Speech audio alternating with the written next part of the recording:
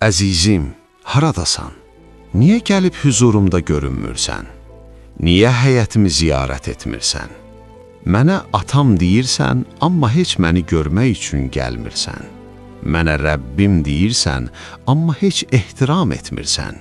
Dilin nə danışdığını, ürəyin nə düşündüyünü bilmir.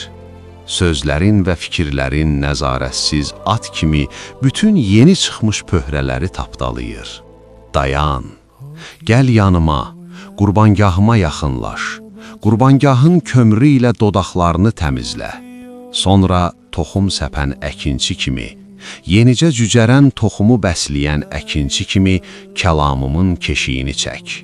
Çırağı söndürmə.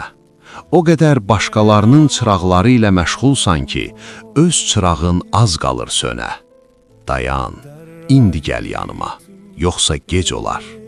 Dilinə yüyən salmaq üçün, həddini aşmasın deyə sərhəd qoymaq üçün yanıma gəl və qanunlarımı götür.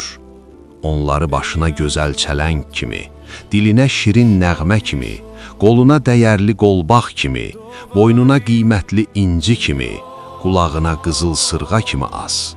Qapının girişində çıraq kimi qoy, qapının çıxışında qoy sənin istiqamətin olsun.